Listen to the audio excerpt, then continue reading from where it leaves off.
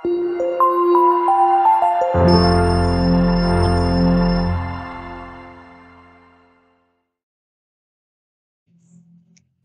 Assalamualaikum dan salam sejahtera. Hari ini kita akan teruskan pembelajaran kita untuk user defined function, iaitu standard pembelajaran 4.2.2 penggunaan function. So, apakah di user defined function? Ialah satu set arahan yang ditulis oleh pengatur cara untuk melaksanakan satu tugasan khas yang akan berulang dalam atur cara. Di mana user defined function ini biasanya tidak ada dalam built-in function. Contohnya yang perlu kita gunakan adalah kuasa 2 ataupun buat satu operasi yang memang sentiasa diulang-ulang dan tidak ada di dalam built-in function. User defined function ditulis juga mempunyai nama yang deskriptif, itu nama yang dapat mencerminkan tugasnya. Lazimnya user defined function ditulis kerana ketiadaan built-in function tadilah. Okey. Dan dia mampu menerima argument dan mulakan nilai kepada atur cara yang memanggilnya. Okey.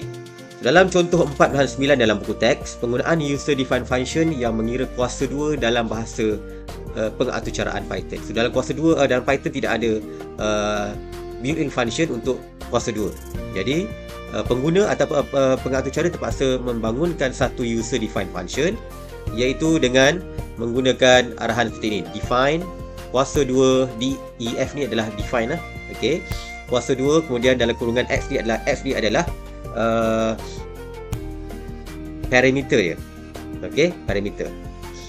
Dan kemudian return x darabkan dengan x, di mana dia akan darabkan x darab x. Dan kalau kita lihat di sini, apabila dia panggil balik semula panggilan, okey, fungsi norm underscore kuasa sama dengan kuasa 2 norm. So, print kuasa 2 bagi norm ialah norm kuasa. Okey, contohnya masukkan satu nombor integer. Okey. Apabila kita lihat pada atur cara ini, norm integer input masukkan satu nombor integer, maka dia akan minta pengguna masukkan satu nombor 2. Kemudian dia akan tulis itu daripada nombor tersebut dia akan gunakan satu nama boleh ubah yang lain, norm underscore kuasa. Okey. Dan sama dengan kuasa 2 norm. So, bila kuasa 2 norm ni, maksudnya dia panggil balik semula user defined function yang dia telah declare awal-awal ni, kuasa 2 ni. Okey, norm. So, kalau pengguna masukkan 2, dia akan jadi 2 dalam kurungan ni. X sama dengan 2 dan 2 kuasa 2, maka dia akan dapat 4. Jadi, bila dia print kuasa 2 bagi 2 ialah kuasa 2 bagi 2 ialah 4 contohnya. Okey, begitu juga kalau dia masukkan 5, kuasa 2 bagi 5 ialah 25. So, itu secara ringkas apakah di user defined function dan kenapa kita menggunakan user defined function. So, ini adalah perbezaan dan persamaan di antara built-in function dan user defined function. Okay, built-in function, persamaan dia mempunyai nama bahagian pengepala, mempunyai badan function, satu set arahan dan mempunyai penyataan return. Dia ada badan function, dia ada kepala dan juga penyataan return. So, perbezaannya ialah built-in function datang sekali dengan bahasa atau cara Python, perlukan argument, nama yang unit deskriptif, terpelihara dan tidak boleh diubah. Contohnya macam pi, macam apa lagi? Sum. Okey. Apa lagi ya? Banyak lagi lah. Okey. Dan kod sumber tidak boleh dilihat. Okey, hanya dalam Python sahaja. User defined function ditulis oleh pengatur cara, boleh ada atau tanpa argument. Okey, boleh ada atau tanpa argument. Mungkin dia hanya melaksanakan arahan sahaja. Boleh diberikan sebarang nama yang tidak bercanggah dengan kata-kata kunci dalam bahasa atur cara. Kod sumber boleh dilihat dan diubah. Ini adalah perbezaan dan persamaan. Okey, contoh 4.1.0. User defined function yang memulangkan nombor besar kiri dan nombor kecil di kanan. Okey, define besar underscore kecil x, y. Kita sedang menghasilkan satu user defined function namanya besar underscore kecil. Okey, xy, mana xy adalah nilai yang akan dimasukkan oleh pengguna. If x lebih besar daripada y, dia akan return x, y. Else maksudnya y lebih besar daripada x, maka return y x. Maksudnya di sini dia akan menyusun nombor daripada besar ke kecil. Okey, nombor 1 tu besar, nombor 2 tu kecil. Tak kisahlah x atau y. Okey, bila kita minta pengguna masukkan dengan atur cara ini, a sama dengan integer input, masukkan nombor integer yang pertama B integer input, masukkan nombor integer yang kedua. Kita minta pengguna masukkan dua nombor. Kemudian dia akan panggil semula user defined function ini. Okey, besar, koma kecil. So ini dia buat satu pemboleh ubah yang baru, tetapi dia akan kaitkan dengan pemboleh ubah dengan user defined function yang kita dah buat tadi. Besar underscore kecil dalam kurungan AB. AB ni mewakili X dan Y. Okey, jadi dia panggil semula.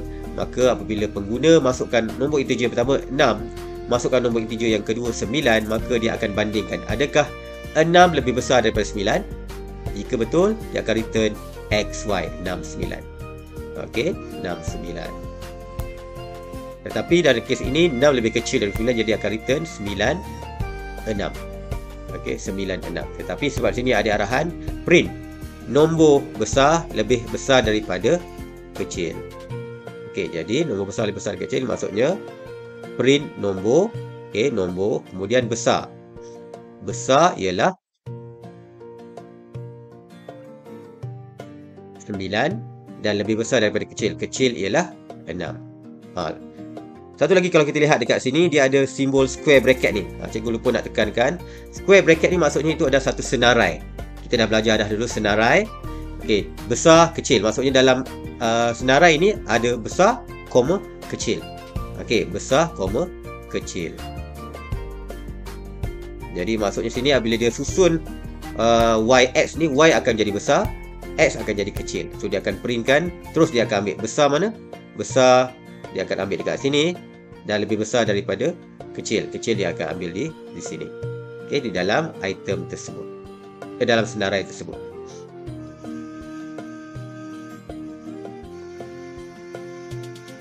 Okay, kita pergi pada TB 1, mengenal pasti struktur kod arahan dalam atur cara. Okay, di sini kita ada berkaitan dengan satu atur cara berkaitan tempahan kek. Beberapa jenis kek dekat sini. Kenal pasti integer input masukkan tempahan untuk kek keju, masukkan tempahan untuk kek mentega, integer masukkan tempahan untuk kek pelangi, D masukkan tempahan untuk kek kopi. Okay, define jumlah harga. Okay, jumlah harga dalam kurungan, okey. Ini tidak ada parameter lah ni. Okey, tidak ada parameter. For I in range 4. Okey, maksudnya bila kita gunakan for ni, kita menggunakan kawalan untuk. Okey, di mana kawalan ulangan, struktur kawalan ulangan. So selagi dia tidak sampai ke julat 4 ini, maka jumlah I sama dengan harga kek I tambah tempahan I. Okey. Mula-mula 1 lah, for I sama dengan 1, in range 4 1. So jumlah 1 sama dengan harga 1 darabkan dengan tempahan 1. Okey. Kemudian dia akan return jumlah. Jadi kalau kita lihat dekat sini, define cetak. Okey. Cetak print tempahan anda ialah print A kek, jenis kek kosong. Okey, kemudian kek 1, kek 2, kek 3. Dan print jumlah harga untuk tempahan ialah RM sum jumlah harga. Okey, dalam soalan ini sebenarnya kalau anda ingin lebih faham, anda kena type di dalam atur cara Python. Okey, pertama sekali soalan ni adalah kenal pasti perkara berikut dan tulis pada selai kertas. Jenis dan fungsi built-in function. Apakah jenis dan fungsi built-in function di sini? Okey, di sini kita ada built-in function ni apa? Apa yang digunakan di sini? Kalau built-in function di sini kita ada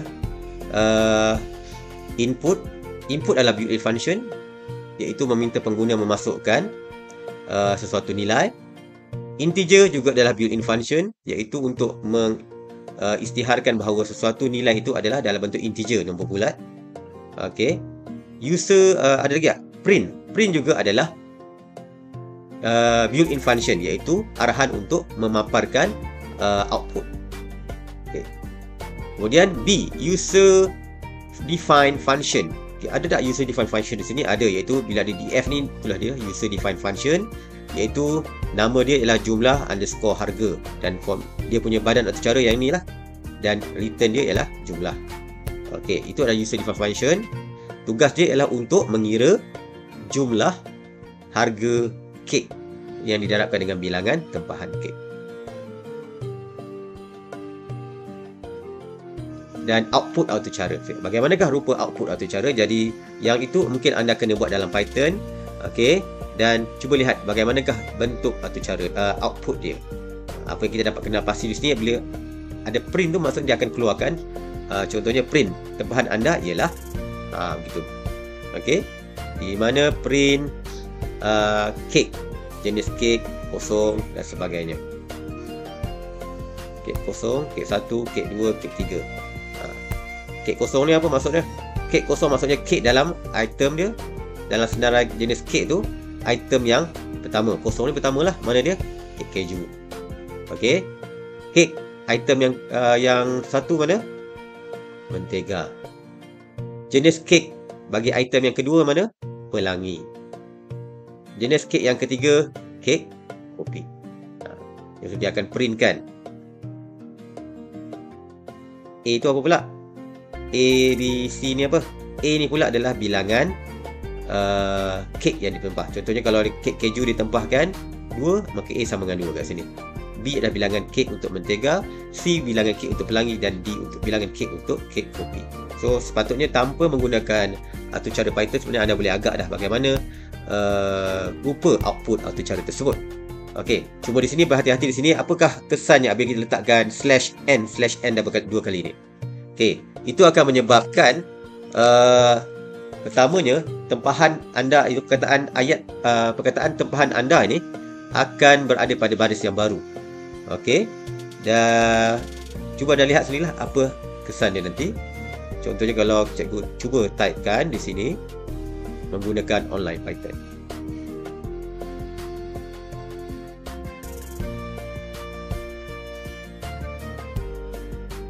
Jadi hari ini kita akan sama-sama buat untuk aktiviti 4/8 ni. Sebenarnya cikgu menggalakkan anda menggunakan Python online ataupun Python yang dalam komputer supaya anda lebih mahir menaip dan juga faham. Selain ada melihat, anda menaip, jadi mudah ingat dan mudah faham apa yang anda type. Okey. Pertama sekali ialah jenis kek. Jadi kita boleh type kat situ jenis kek. Okey, kena ada underscore kerana tidak boleh ada tanda space pada auto cara Python kita. Dan kita menggunakan square bracket. Bukan ni square bracket. Di mana square bracket ni adalah untuk senarai. Okey, format senarai. Dan kemudian apabila kita nak masukkan item yang dalam bentuk ni, kita akan letakkan pembuka kata dan penutup kata. Okey, contohnya keju. Kemudian koma, pembuka kata lagi mentega. Okey, koma, pelangi, koma. Nampak? Pelangi kita terlupa nak masukkan pembuka kata dan penutup kata. Okey, kemudian pembuka kata lagi kita ada kopi. Okey, kopi.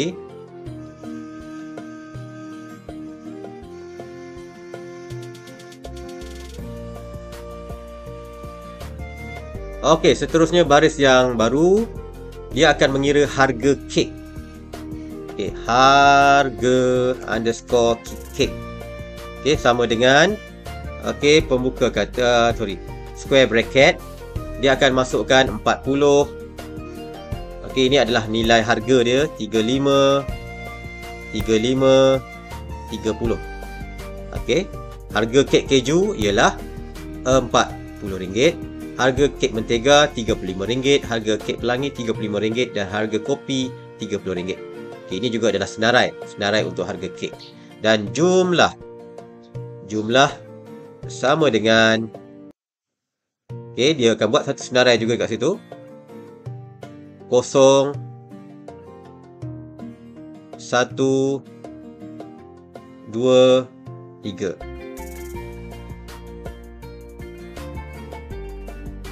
Okey, kenapa jumlah perlu ada ni?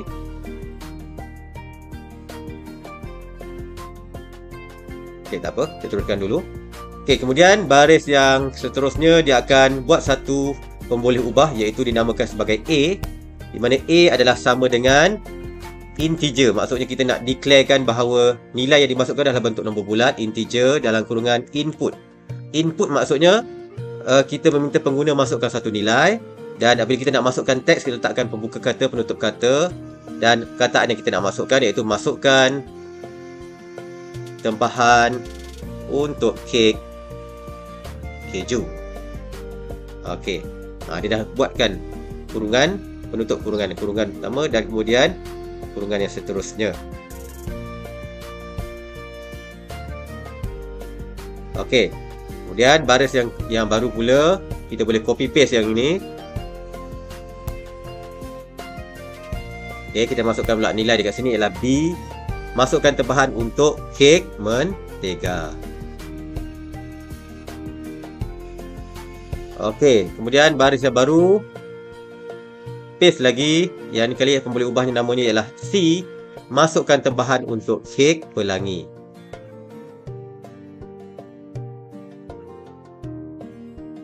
Dan untuk boleh ubah yang seterusnya, kita boleh paste sekali lagi. Dan kita masukkan tempahan untuk kek kopi. Okey, jadi apabila pengguna telah masukkan nilai-nilai tersebut, maka dia akan buat satu baris yang baru di mana dia letakkan satu nilai nama pun boleh ubah tempahan. Tempahan ni sama dengan, bukan boleh ubah, satu senarai. Kena ada square, bila ada square bracket tu senarai lah. A, B, C, D, di mana A, B, C, D ni adalah nilai bilangan tempahan setiap kek tersebut. Okay, kemudian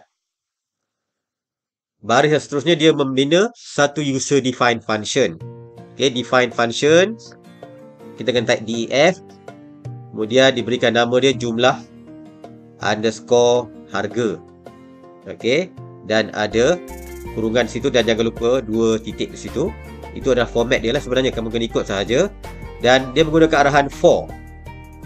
Okay, for I, maksudnya for I in range 4. Maksudnya dia akan ulang sebanyak 4 kali. Okay, sebanyak 4 kali. Jangan lupa 2 titik dekat situ. Okay, jumlah. Okay, jumlah.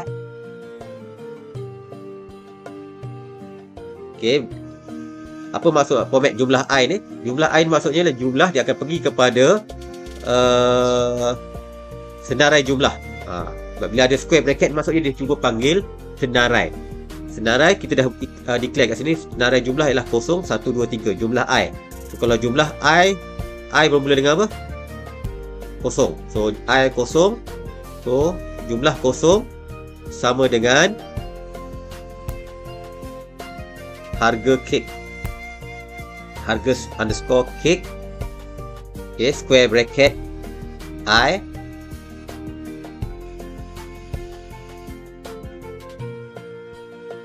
Okay, didarabkan dengan tempahan square bracket I juga. Okey, apa maksudnya di sini? Return. Kemudian dia akan return dan lihat dia punya indentation dia. Dia tak boleh sama. Okey. Dia dah keluar daripada gelung kemudian dia akan buat return jumlah. Okey. Jadi sini kalau kita lihat sini jumlah I, harga kek I, harga kek 0 darabkan dengan tempahan 0. Okey. Itu jumlah yang pertama. Return jumlah. Okey, maksudnya di sini ialah dia akan kira. Okey, pada lelaran yang pertama, I nilainya adalah 0. Jadi dia akan pergi kepada harga kek pada item yang kosong mana? Harga keknya 40. Okey, darabkan dengan tempahan 0. Okey, tempahan 0. Berapakah nilai A dekat sini? Okey, maksudnya kita kena susun.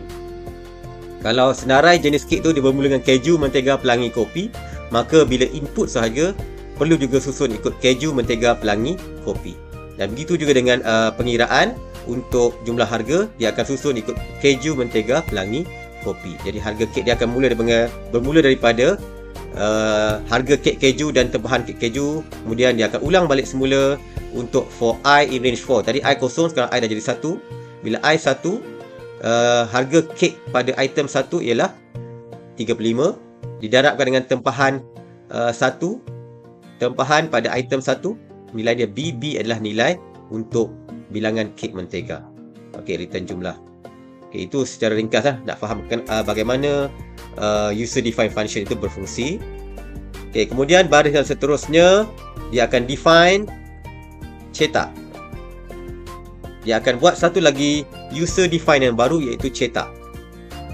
Okey, di mana tidak ada argument dekat sini, tidak ada nilai dalam kurungan tu, dia hanya laksanakan saja. Pertamanya dia akan print. So dalam user define cetak ni ada banyak arahan print. Ini memang tidak ada dalam built-in function. Jadi dia akan buat sendiri. Pengatur cara akan bangunkan satu user define function yang baru, iaitu namanya cetak. Print dalam kurungan pembuka kata /n /n. Itu /n lagi. Tak salah cikgu, dia akan pergi 2 baris ke bawah kosong. Okey, tahan anda ialah. Okey, dan kemudian dia akan print bilangan kek A. Okey, kemudian dia akan gabungkan dengan perkataan kek. Okey, kemudian koma, dia akan panggil semula jenis kek, jenis underscore kek. Okey, jenis underscore kek, jenis kek, iaitu senarai jenis kek kat sini lah. Okey, dan bermula dengan item kosong, iaitu kek keju dahulu dia akan panggil.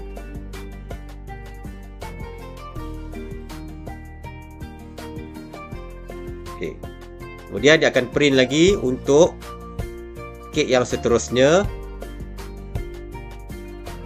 Okey, di mana kek yang seterusnya ialah kek B lah. B pula. Okey, dan nilai kedudukan item ni ialah kek 1. Dia akan panggil kek mentega. Okey, kemudian dia akan lagi print lagi satu, print yang ketiga pula ialah C, kek jenis yang item yang kedua. Dan kemudian kek yang terakhir dia akan print kek D, bilangan kek D, iaitu pada item yang ketiga, iaitu kek kopi. Okey. Dan yang terakhir ialah kalau kita lihat dekat sini, dia akan printkan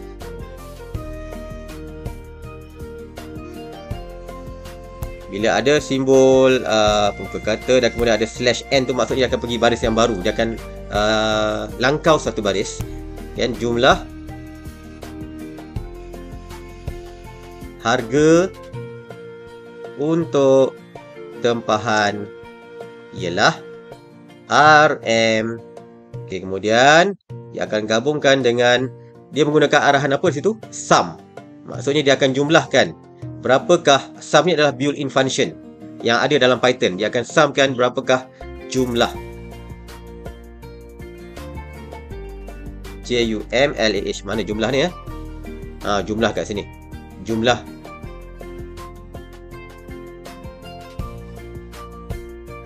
Okey, jumlah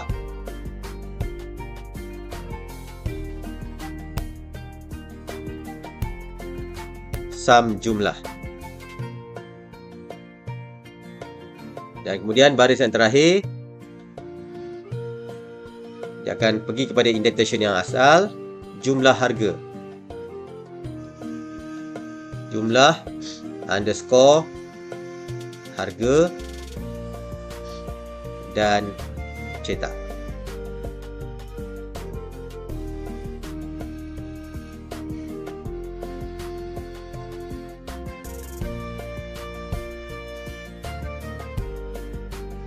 Okey, di sini maksudnya dalam user define function untuk define perkataan cetak ni, okey, user define function cetak ini, dalam ni dia akan print semua sekali. Tempahan anda ialah kemudian jenis kek apa, setiap jenis kek dia akan printkan berapa bilangan dia dan apakah jenis kek dia, dan kemudian dia akan printkan jumlah harga untuk tempahan ialah RM, berapa jumlah, sum jumlah. So jumlah yang situ ialah ni, jumlah ni. Dia akan return balik nilai jumlah di sini. Okey. Define function tu dia akan return berapakah nilai jumlah yang di-returnkan dalam user define function jumlah harga ini. Dan akhir sekali pada baris yang ni jumlah harga ni maksudnya apa? Dia akan panggil balik semula user define function jumlah harga ni dan dia akan returnkan berapa nilai kat sini. Okay. Kemudian bila dia panggil cetak ni apa? Cetak ni adalah user define function juga. Lupa, cetak ni ada ni kurungan user define function pula. Jadi dia akan print. Mula-mula dia akan paparkan harga dan kemudian akan print. Okey, harga yang ni. Arahan-arahan print tersebut. Okey. Cuba kita run, kita lihat. Cikgu ramalkan ialah pertama dia akan print harga, jumlah harga ni. Jumlah harga keseluruhan. Kemudian dia akan print tambahan anda ialah berapa kek jenis kek keju, berapa kek jenis kek mentega, berapa kek jenis kek pelangi dan berapa kek jenis kek kopi. Dan akhir sekali dia akan print jumlah harga untuk tambahan anda ialah RM berapa. Okey, itulah yang diramalkan lah. Jika tidak berlaku ralat. Jadi kita tekan butang run dekat sini. Okey, masukkan tambahan kek keju anda. Maka contohnya cikgu nak 2 kek keju. So, cikgu masukkan 2. Masukkan tambahan untuk kek mentega anda. Cikgu nak 2 juga. Masukkan tambahan untuk kek pelangi, cikgu nak 1. Dan masukkan tambahan untuk kek kopi, cikgu tak nak, kosong. Enter. Okey, so inilah yang akan dipaparkan. Kalau cikgu besarkan, tu dia. Okey, apa yang dipaparkan? Inilah yang dipaparkan. Okey, tambahan anda ialah 2 kek jenis kek kosong, 2 kek jenis kek 1, 1 kek jenis kek 2 dan 0 kek jenis kek 3. Jumlah harga untuk tambahan dia adalah RM RM185. Okey. So, ada sedikit perbezaan. Cikgu ramalkan dia akan keluarkan jumlah harga kat situ. Okey, tapi dia tak print, tidak ada print kan? Dia tak print. Jadi maksudnya jumlah harga ni hanya untuk kita panggil dia dan suruh dia kira. Program Python akan kira dan apabila cetak maka dia akan cetak. Cuma yang cikgu pelik kat sini, kenapa dia tulis jenis kek kosong? Kenapa dia tak tulis jenis kek keju? Okey, so cikgu ulangkan semula. Pasal itu untuk anda fikirkan bagaimana kita nak keluarkan kataan sini. Kita tak mahu 2 kek jenis kek kosong. Kita nakkan 2 kek jenis kek ialah keju. 2 kek jenis kek ialah mentega. Okey, bagaimana nak tukarkan tu ulang kepada anda. Okey.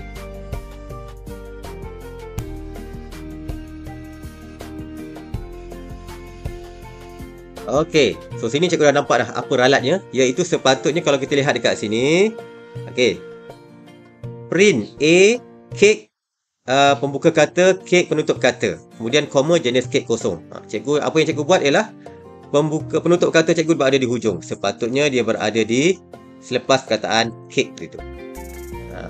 Okey, kesilapan ralat dekat situ. Maka kita akan ubahkan dekat situ.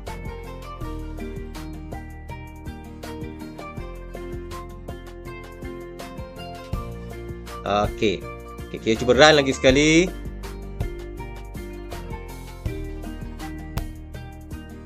Okey, masukkan tambahan kek keju anda 2, kek tempahan mentega 2, kek pelangi 1 dan kek kopi 0.